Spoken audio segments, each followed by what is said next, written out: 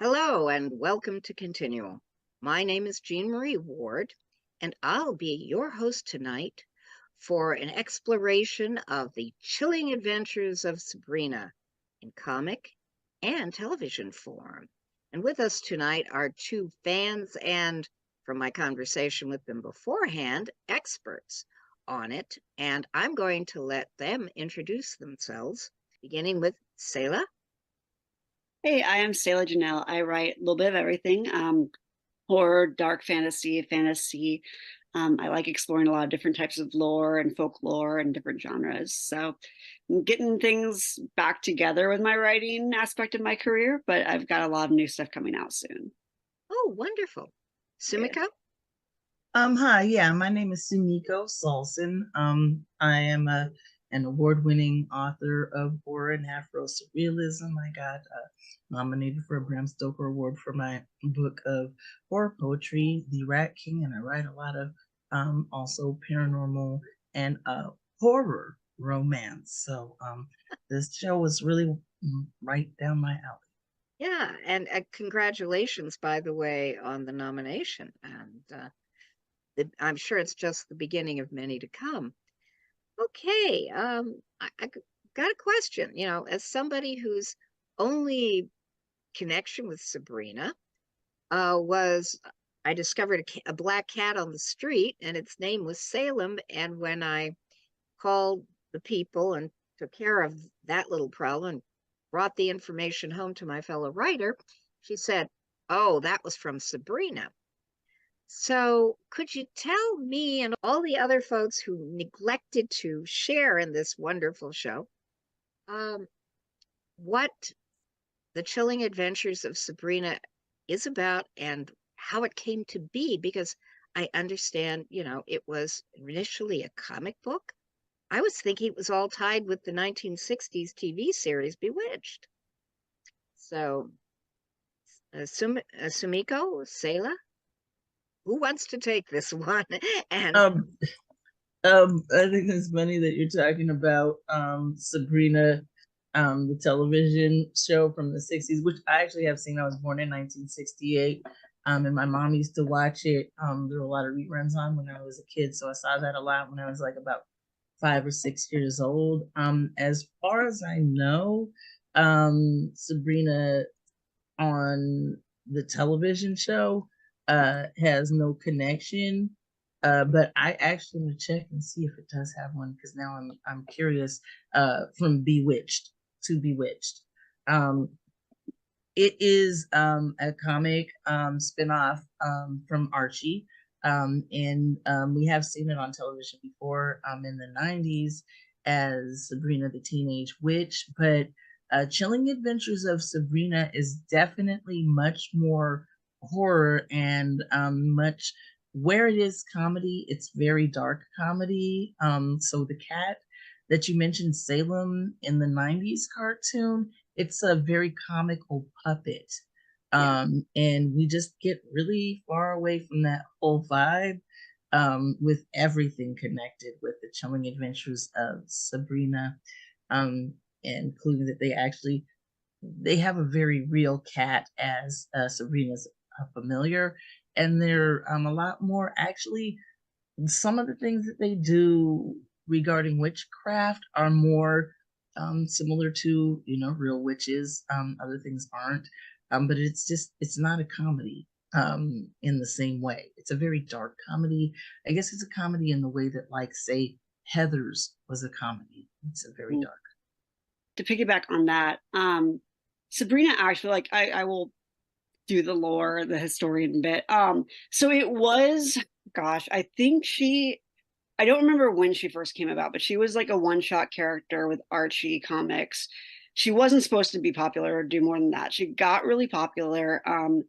I can't remember when she got her own comic spinoff in the 60s. I know she had a 70s cartoon, and it kind of went from there. And she has a few different origin stories, whether that's important or not, we could get into that, whatever.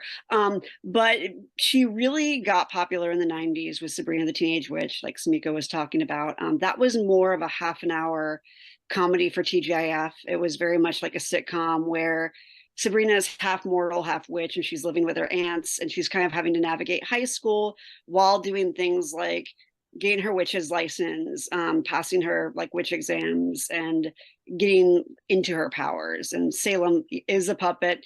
I love him. He's like my favorite, but in that show. So he was very much the comic relief and became like the breakout star of that show. So fast forward, sometime in the 2000s, I forget when, Archie Comics actually kind of stumbled into horror comics with Afterlife with Archie, which was this kind of weird thing they delved into, which was like zombies taking over Riverdale that got really popular. Sabrina is actually in that, but it's a very different world than Chilling Adventures of Sabrina. So she's in both, but they don't cross. So, and that is also a very dark comic. She kind of got her own spin-off with the Chilling Adventures of Sabrina. The comic is different than the show. The comic takes place in the 60s, because they're kind of trying to, and the show does this too, but the comic was trying to use that time period to kind of argue that witchcraft was the way for women to have power. So if people were like, well, why would you do these dark things? Well, it's because they could come into their own, basically. So it's extremely nihilist, extremely bleak. There's 2 volumes. It hasn't ended yet. I don't know if there are plans to continue it now that the show is over. It's pretty different than the show. In a lot of ways, it goes really hard. The Netflix show is kind of the middle road between the 90s show and the horror comic. Sumiko is absolutely right. There's no real humor. There's some funny moments maybe, but it's more stuff that just kind of catches you off guard. It's not like meant to be funny. And that is with similar, where kind of, I guess, to the comic and the show, where it opens with like Sabrina on the eve of her 16th birthday needs to decide if she's going to sign her name to the Dark Lord's book, basically, and become, follow the path of night, which is the path of witchcraft. It's definitely a different vibe than the 90s show. If you're expecting happy comedy, no, it is not. It does a lot of interesting stuff, and there are also things that could probably do better. So that's kind of my take on it too. And your entry drug was the 90s show? Oh yeah.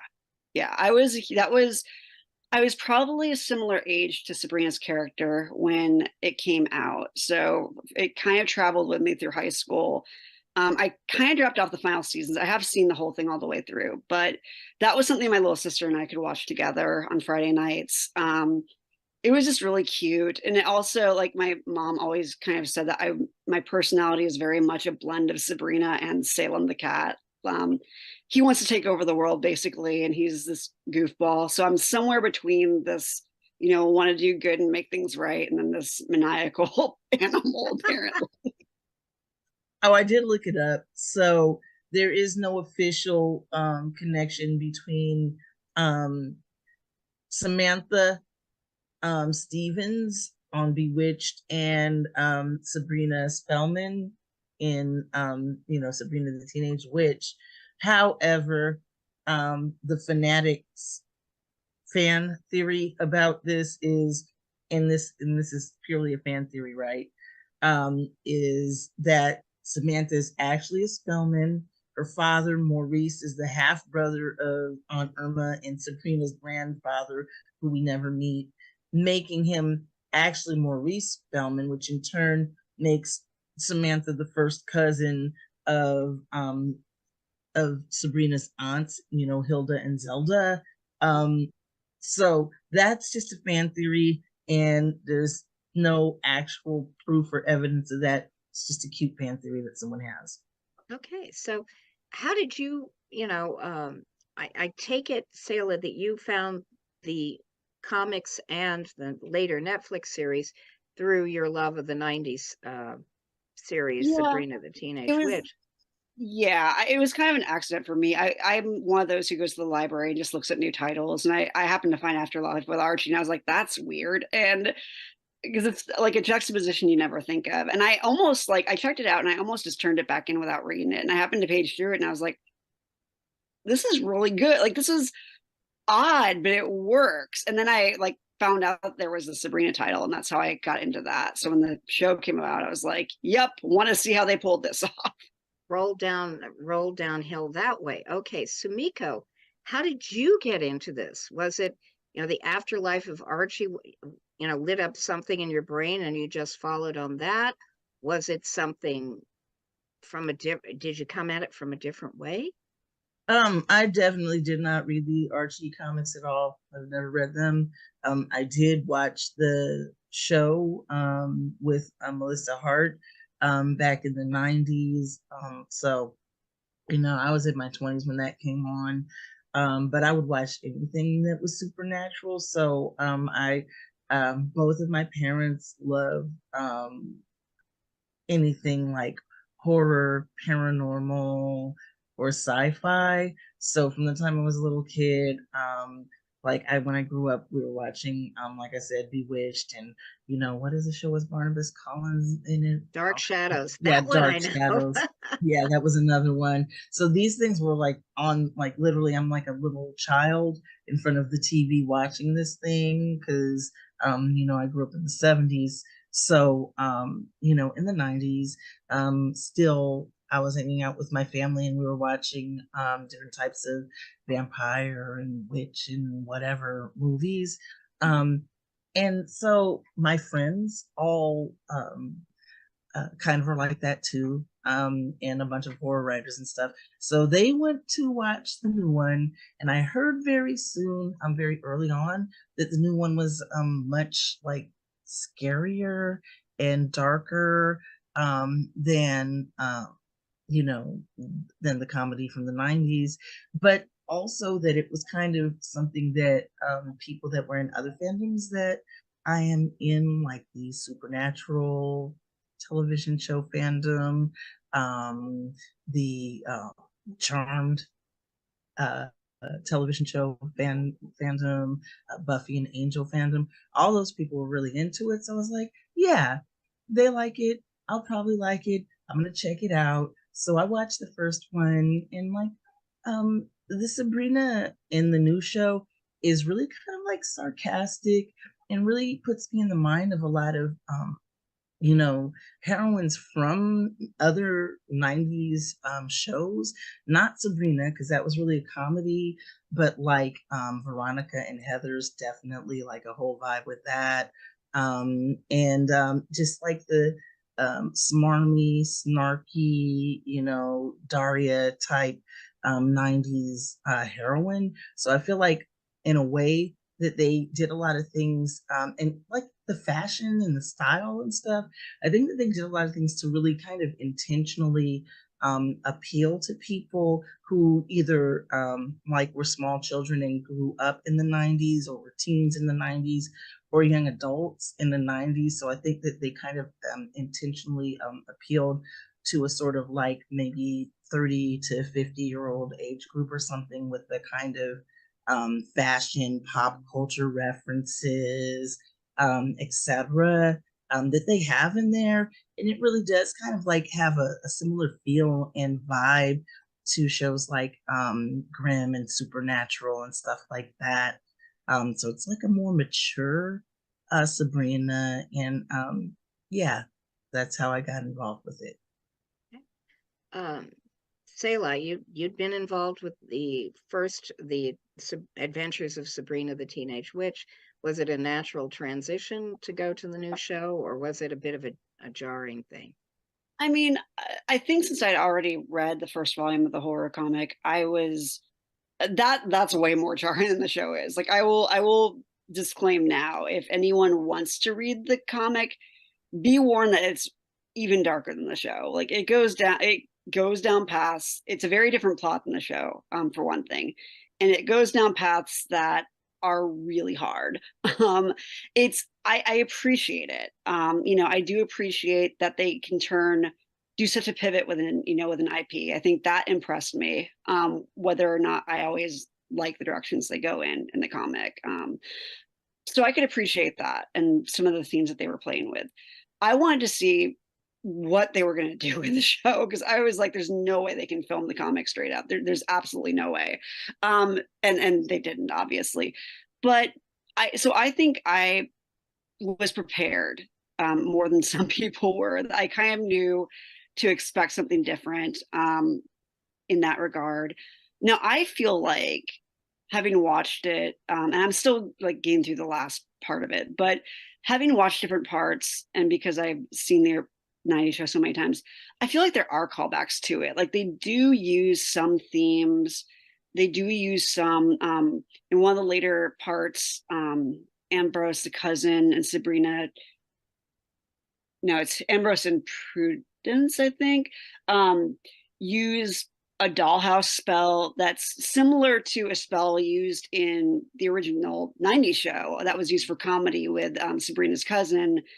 I forget her name. There's a spoiled little girl cousin, but it's used for like straight here. And there were several instances of that where they're definitely taking inspiration from the show and playing it straight. I did cheat and like skip ahead because there's one episode in the final part where it actually, they have the original aunts who played Hilda and Zelda from the 90s show on. Oh, wow. And they have a cat puppet who talks, because Salem doesn't talk in any of this except for that episode and like the very beginning when they have their agreement. So they reference the show, but it's done in a very dark, straight kind of way. And it's really interesting. For me, it's cool to see this throwback. And there are some episodes where I'm like, I know I've seen this positioning of like on the set, or I know I've seen this before. I might not be able to pin the original episode, but I know I've seen stuff done. So for me, as a fan of the 90s show, it's cool to see little bits like that. It definitely goes to wildly different places. And I think sometimes is definitely, I don't know, maybe not throw me, but I've been like, well, we're going to have to see how this goes. But I appreciate it. I mean, I like seeing old things made new. And I think if you're going to reboot a property, going a total 180 with it is definitely a good decision. I don't think it was a bad decision to try to go this direction with it. Yeah. Sumiko, since you got to it somewhat differently, did it make you go back and look at some of the earlier bits, or are you just enjoying it for what it is right now? I didn't really go back and look at the earlier bits, but I did enjoy the callbacks that Selah was talking about. Seeing like the original cast, that was really cool. And there were a few other like cute moments. I think early on when they introduced Salem, that they had a few things that were like callbacks to the original. Keep calling Harvey Farm Boy too, and I forgot about that. Where that was part of the original series too, I think. Yeah. So they had a lot of things like that were kind of cute and stuff. But I actually just ended up watching this for its own show. I feel like there was a like a vibe and a feel and an innocence to the original show that was really so 90s. That was a part of 90s culture, but like really, really, really, really bright neon colors. It's become kind of dated, so it's now very specifically associated with that period of time. So the original show's like feel is super retro. Like they still have sitcoms like that, the ones with the laugh tracks. But when you look at modern horror shows and supernatural shows, they mostly make fun of the whole laugh track. There's kind of situation, and shows that they have now that are like that are typically for older audiences. I like the modern kind of horror and supernatural stuff like a lot better. The edgier stuff, I'm kind of into it. So the edgier stuff, I think, really in the early 90s, there were a few shows that were kind of in that vein. And they were for adults, which were like The Highlander, Forever Night, which is like a Canadian vampire show. So they had that starting in the early 90s, really, the kind of more like serious and dark supernatural shows. And as the 90s progressed, I think that near the end, well, in the mid 90s, we started having to see like Buffy and Highlander and Forever Night were like for adults, but Buffy was really for teenagers. Okay. And you know, I think that because of Buffy, that's why people ended up kind of that was like the beginning of seeing things like on the CW, which this is a CW show, seeing things like the Vampire Diaries that are darker and edgier, really started with Buffy and Angel. So I think that, and also I want to say this, although Xena, although Hercules was really goofy compared to like Xena Warrior Princess, Xena was really kind of serious. So Xena was another show that it came on in a block with a bunch of things that were teen shows. So a bunch of teens started watching it, and there started to be kind of a blurring of lines between things that were made for teenagers and things that were made for adults. So that innocence of having a very segregated space for teen shows kind of changed, and it sort of became where the teenage shows were darker. And Buffy and Angel always had a big audience of people in their 20s, but they started making it kind of more intentionally um, appeal to people that were in their early and mid 20s. And I think that that's kind of the shift that we saw there. Yeah, well, certainly the cast was aging, and some of them were not teenagers when they started, but somehow they never get teenage boys, but they always get teenage girls. Let's just not go there. But being as this is a post Buffy show, being as this is a show that happened after a large number of seismic social changes, one thing you both discussed when we were prepping for this panel was that it was a show with a great diversity for a network, even a relatively smaller network like the CW show to have, And could you talk a little bit about that, Sumiko? You were talking about that, talking about it from your perspective, and then Selah, well, I'm trying to make sure everybody gets a chance to talk. Yeah. No, that's fine. Sure. Yeah, sure. We can both talk about it, I'm sure. So I feel like they're definitely, so both, as an African American person and as a person who's queer, I'm a non-binary and bisexual person, or pansexual also works.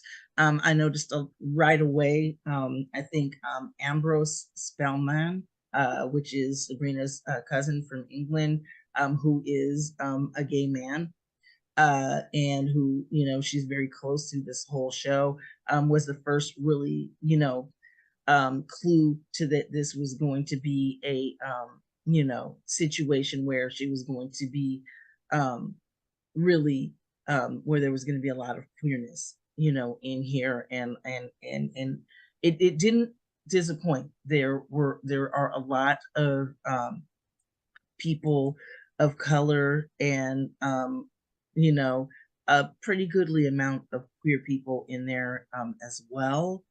And you know they have a kind of like a trio of orphan witches called the Weird Sisters, which are the popular girls at the witch school that she goes to. And they include uh, Prudence Blackwell, who is another African American, not African American, actually Afro British character. They're the Black folks are British, um, and who has a brief relationship with Ambrose, who turns out to be actually bi. That's how we find out that Ambrose likes girls as well as boys, although he seems to really like boys a lot. And you know, they have also Theo, a transgender young man who you know, comes out in part two of this um uh show, and you know, is done very well. And they do actually, with Theo in particular, they do a really good job of keeping that particular character and almost all of the interactions with that character really kind of pure and innocent. And that is kind of like the least problematic of the diversity characters, because they treat Theo like an actual 16-year-old child, and they don't let it get um icky. Yeah. But with other characters, um you know, with other characters, like the Weird Sisters, who I think are technically adults because I think that they are seniors at this witches school, and not you know, um not sophomores like Sabrina and Theo. They, yeah, um Prudence is a really powerful character, but they do some things that are really problematic with it. So I don't want to like spoiler it. So, you know, the trio of orphan witches, one's black, one's Asian, and one is white. And the way that they treat the other three orphan witches is pretty bad. And even with Prudence, who ends up becoming a more powerful character, they have one part where they literally are getting ready to eat her, and they have her going along with this and being like super happy to be part of a ceremony that results in death and you know, um Yeah. cannibalism. Yeah. So yeah, that's what I have to say about it. I think, yeah, that's my opinions. Okay. Selah, your thoughts? Yeah, I would, obviously I'm not the person to talk about a lot of these things being, white and cishet, but I feel like I would agree with everything Sumiko says. I do feel Theo is probably the most successful character because right out the gate, like the first episode, you get development of what's going on with the character, problems that arise, and that's a constant theme. Like I feel like their theme is carried through the show, very consistently. And like Sumiko said, Theo is very much treated like a 16-year-old. So I feel like it was really refreshing to see in that regard. I would agree with Prudence. I really want to like the character, and I do like some of her arcs, but I feel like people are really torn as to what to do with her sometimes. And she goes from being really strong to making some really odd decisions, and she definitely is sexualized at different points too. That's kind of hard to watch at times, and I don't know if that's just because I'm so much older now, or I don't want to be like kids today, but it's odd compared to like how Sabrina is treated at times, I would say. Ambrose is definitely, it's cool to see. He was actually an original character from the 60s comic, so it's cool to see him back in kind of the actual property. And he's a fun character, very flamboyant, there to guide Sabrina. He kind of takes the place of Salem in the 90s show as being I don't want to say comic relief, but being like the one-line quips and things like that. I'm trying to think. I feel like I don't know Sumiko, how you feel about Roz. I like her, but I do kind of take issue with that she kind of existed to be given a handicap, and then that does kind of get resolved later on, but that wasn't a fan of that either in my mind. I'm stumbling because I haven't seen the early seasons in a while, so I'm trying to remember back that far, and I'm on season 3 now, so I'm trying to resolve everything in my head as I think all this over. um yeah. um Yeah, yeah. I completely forgot about the stuff with Roz. So Yeah. these are my thoughts on Roz. Roz is giving a mystical handicap, Yeah. um, which is um, directly related to powers that she has because she's African American and because she's from a line of Black people that are spiritually aware. So it's very tropey. So I'm just gonna go ahead and spoiler this.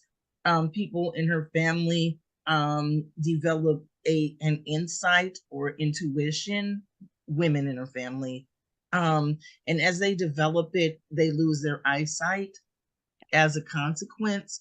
This is very tropey with a whole bunch of um, the disability trope is very strong with this one. This is very connected to a whole bunch of tropes about blind people. So it is problematic in its handling of her disability. They do later resolve that, and it is a bit problematic. I Yeah, I'll go ahead and piggyback on. I found, because I've just like hit that arc, so I don't know how much we want to spoil, but it's I found it white saviory because Sabrina is like extremely powered up and then is like, bam, I can fix everything. And yeah. Yeah, the white savior narrative is very strong with this show, and Mm, you know, yeah. with Prudence, there's also a lot of white savior like activity with Sabrina, with the convincing Prudence that getting eaten isn't a good life plan.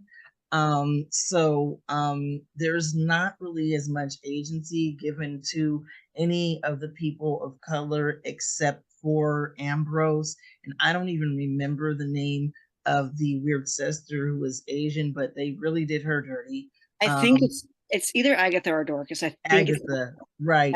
They, yeah. they did both of the sisters Yeah. dirty. The way that they treated her was so they just like basically fridged her Yeah. for character development for Prudence. I'm sorry because I'm spoiling it. I guess I should give spoilers, but let me put it this way. The way they did her, it was very much we can only have one woman of color in this show Oh, vibes. So they did something to really just totally destroy her as a character in order to make Prudence more central in a way that really communicated that the kind of there can be only one trope, and I hate that trope too. I hate it. Again, Ambrose was the only person of color who was allowed to pretty consistently have agency and exist outside of the paradigm of being constantly rescued by white people. And Ambrose is a man. Yeah. And I don't think that's an accident. Okay. I would agree. And yeah, the women of color were all of them were except for I'm sorry, except for the one that was actually treated as a 16-year-old that we were yeah. Theo. Um Yeah. right. Right.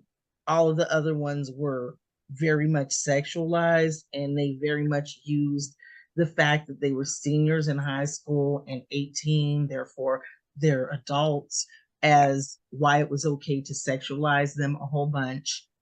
They did not treat, the 16-year-old the same way. They actually desexualized the 16-year-old.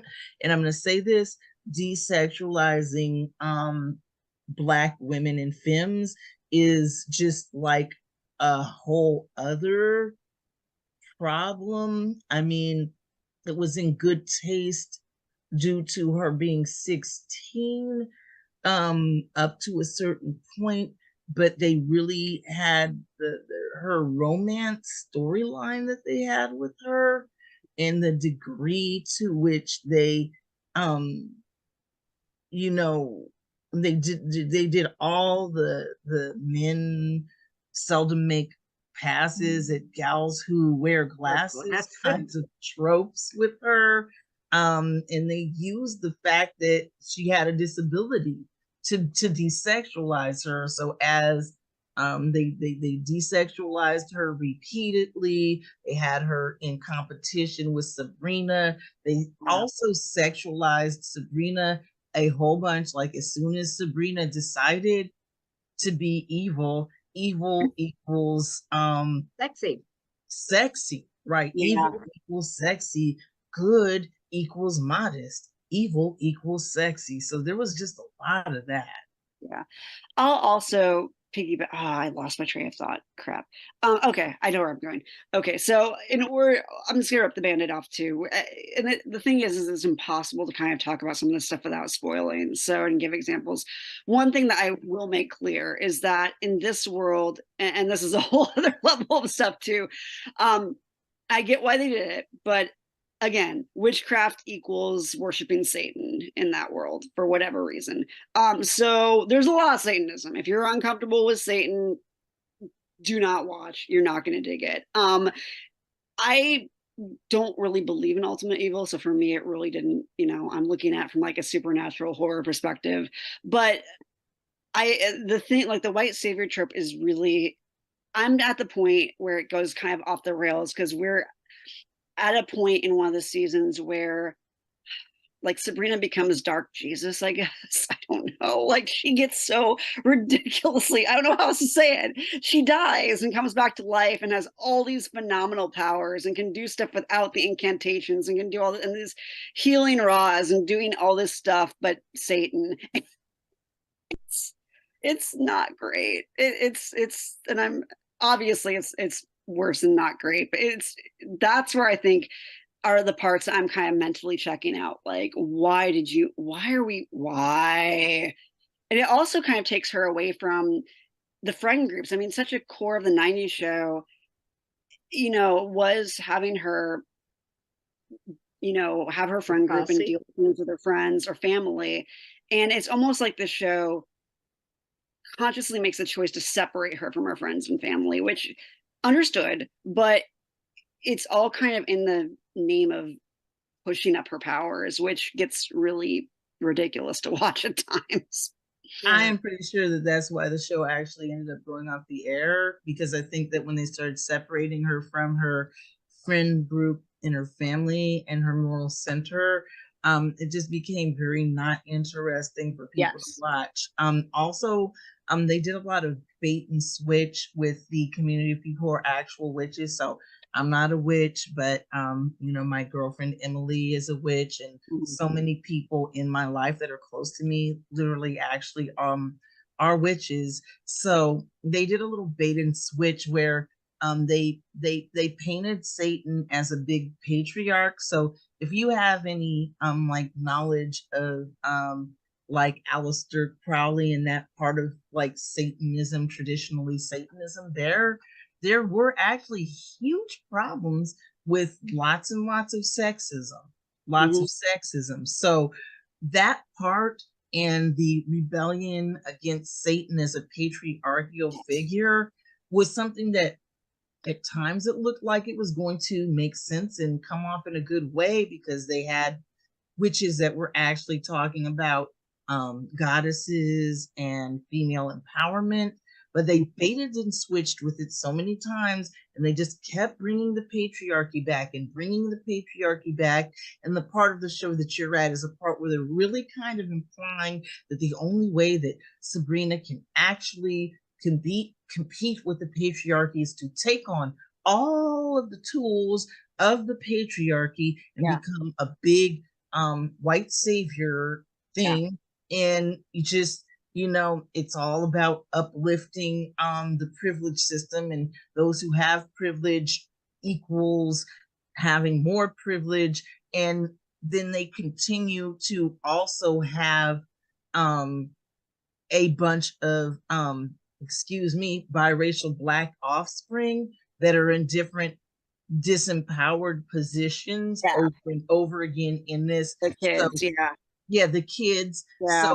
it starts getting more and more racially problematic and more sexist as Mhm. time goes on. And I want to say this: um, there's more than one different type of Satanist. I'm not trying to say that all Satanists are sexist. I am saying that there is a history of sexism with Satanism, and Yeah. at some points it looked like it was kind of like the show was mocking that, and maybe Yeah. mocking the patriarchy that is a part of Christianity, because honestly, Mhm.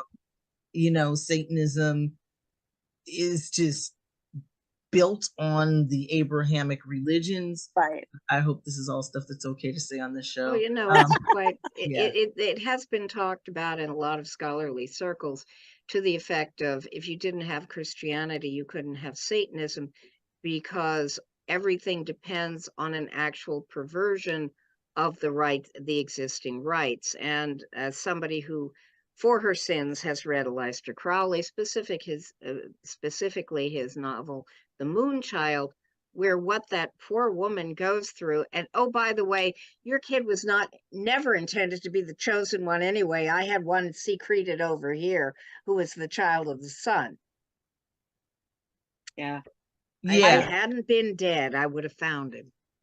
Yeah. and all that stuff kind of gets like folded in, and you start thinking there's going to be this really powerful feminist message, and then Yeah. it just keeps not happening. Yeah. Agree. Yeah. And I think that's why I'm getting like frustrated. I go through phases where I'm like, I can see the potential and I like the evolution of the IP, but at the same time, it goes in ways I'm just like, really? They had a lot of opportunity with Lilith, and I feel like she's repeatedly kind of beaten down so Sabrina can win.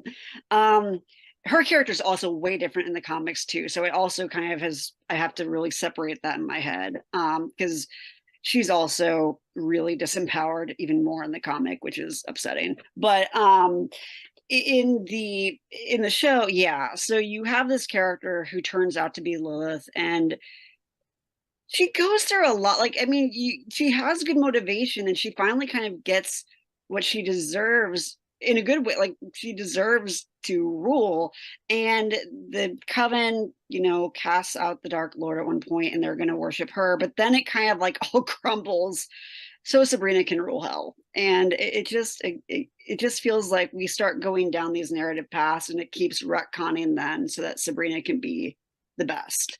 Yeah. And it's hard because I like the character, but I don't like using her for like that purpose. And I, like you said, like there's so many opportunities with the satanic narrative to look at the patriarchy and look at feminism's place. And I really, really was cheering for, that, and to have everything revert, like the whole, at one point with Zelda marrying Father Blackwood and then being enchanted to be like a Stepford wife really made me want to throw my computer. But Yeah, they do. They keep doing that repeatedly throughout the show, and I do think that that's part of the reason why it eventually lost its audience and ended up going off the air, because um, people just kept extending a hope that it was going to become a more feminist narrative, and then women that are powerful, I guess, was doing spoilers. So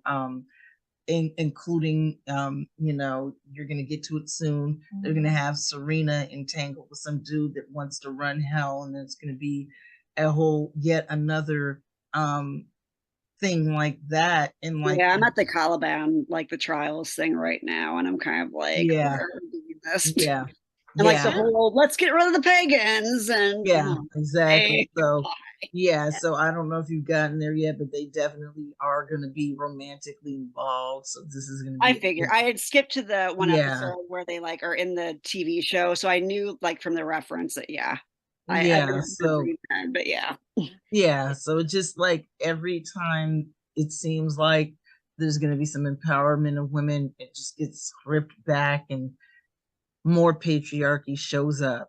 And just like after a while, it just gets really like annoying. It's like, what's up with annoying. the show? Patriarchy always wins in the show.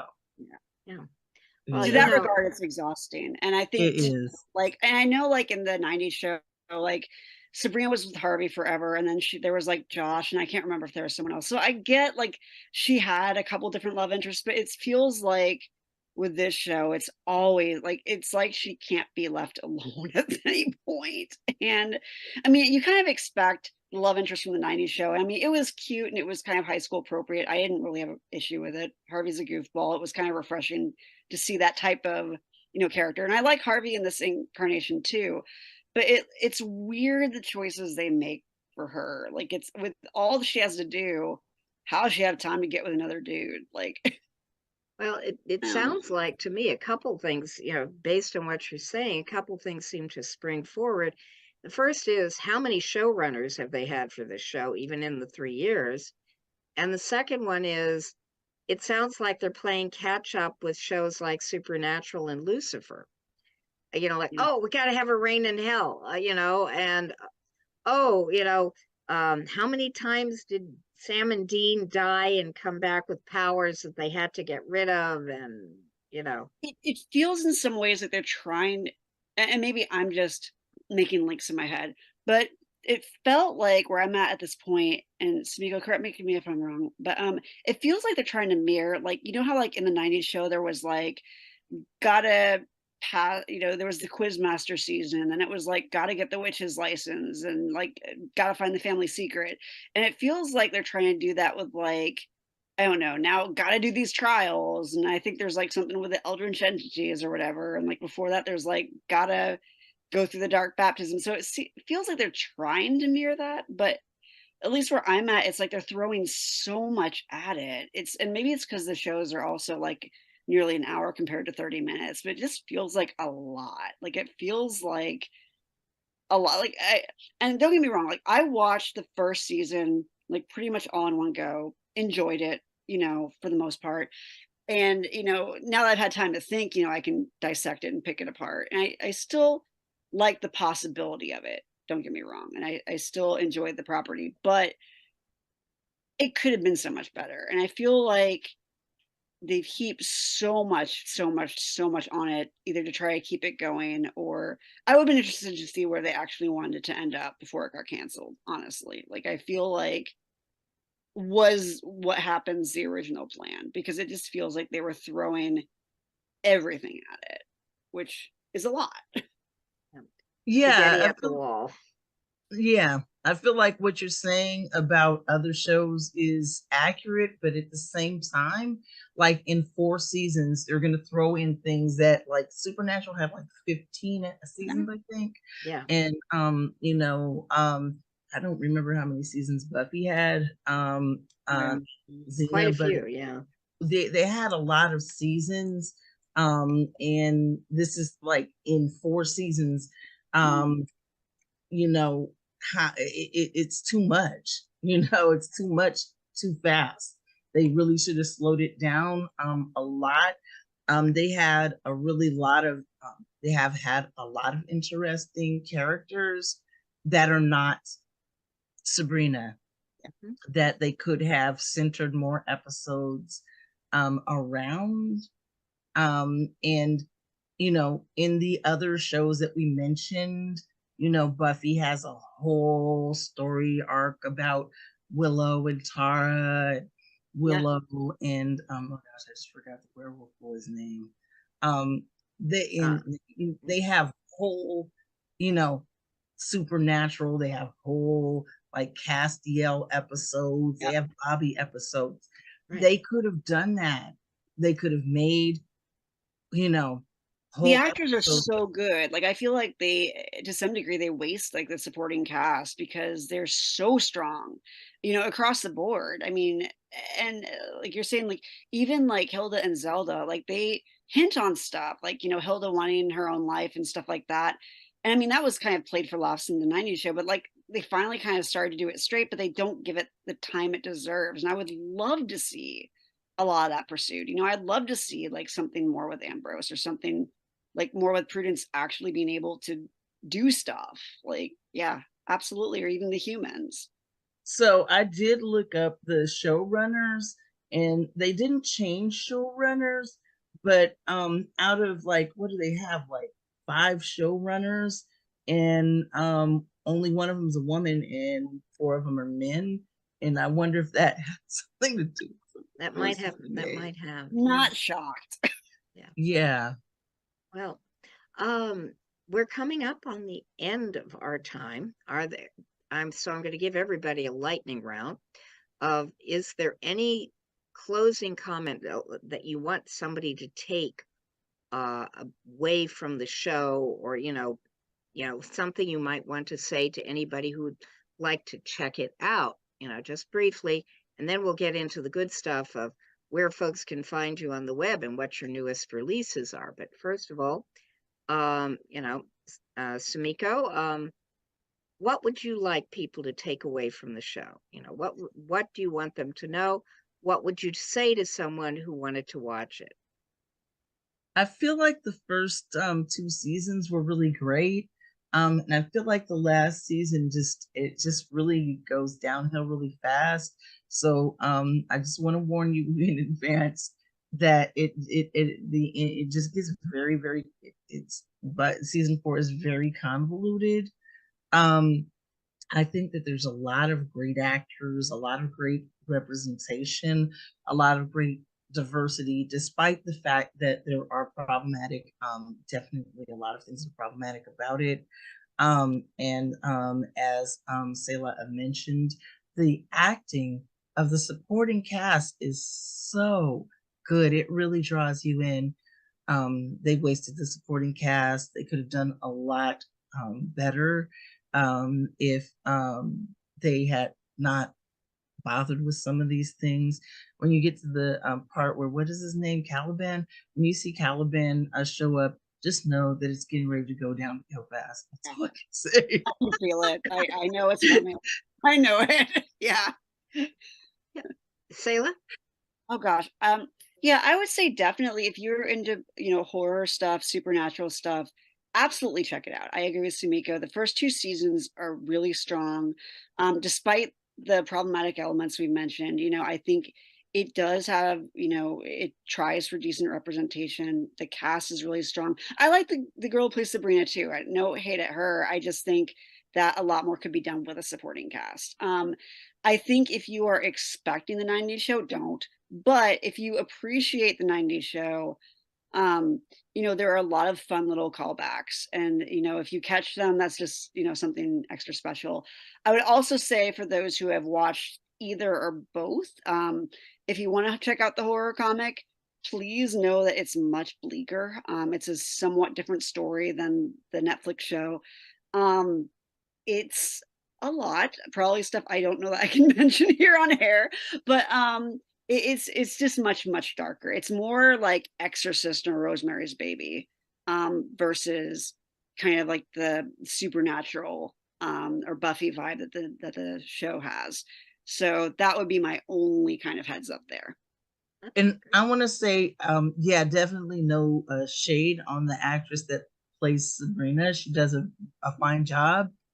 The shade is definitely on the writers, because Yep. what happens is that they do a whole lot of that, a whole lot of really cool things that are different with that character at the beginning of the show.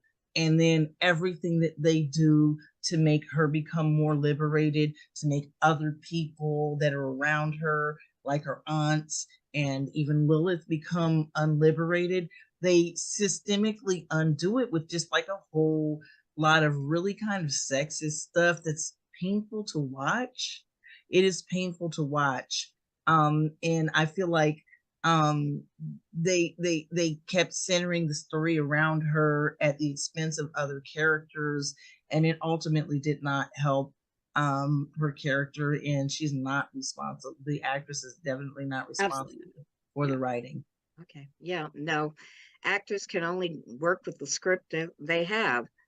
Um, some of the most famous lines in movie and TV were ad libs, but those were only because they were given the option to ad lib. They have that. Okay, well, we have reached the end of our time together, and thank you both for being such great guests. So before you go, though, I want you both to tell our viewers what your most recent work is that is available, where folks can find it, and where they can find you on the web. Sumiko? I feel like if you liked Sabrina the Teen Witch, you probably would like Happiness and Other Diseases, which is on Mocha Memoirs Press, and the sequel to it, which is called Somnalia. That's a series called The Metamorphoses of Flynn Keahi. Is going to be coming out, I guess, in a few months on Mocha Memoirs Press. Also, you can find me at SumikoSaulson.com. That's SumikoSaulson.com. That's my website, and Sumiko SKA on most of the socials. And also, you can pick up my Bram Stoker nominated book of horror poetry at dookiezines.com. Oh, Okay. Mocha Memoirs Press is the other one. Yeah. Okay, great. And those are on Amazon and Barnes and Noble and Yep, they're on all the spaces. okay, great. Selah, what about you? What's your most recent releases? Where can folks find them? And where can they find you on the web?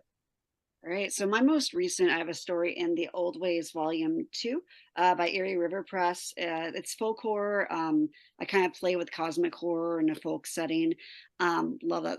Love the book. Love the story. That can be found on Amazon. I also have, if you like short horror, I have a few things up on Amazon as well for Kindles. My story, The Inheritance, is about a woman pushing back up against how she was raised and kind of taking things in her own hands with a creepy doll. So Yeah. all the great tropes. Yeah. I can be found. So cut to the chase. You can spell my name SelahJanel, SelahJanel.com. I'm in the midst of updating everything and kind of getting everything back together. So it's a slow process. That's the site. Oh gosh. Author SJ on Facebook, Selah Janel on Blue Sky, Selah Janel 99 on Instagram and Threads are the main places I'm hanging out right now. Hey, great, great. Thank you both for being such great guests and for helping me along with something that I confess I had never watched. I knew nothing about, and this is eye-opening to me. So I really appreciate it. And I really appreciate you out there viewing us here at ConTinual. Hope you'll join us again next time.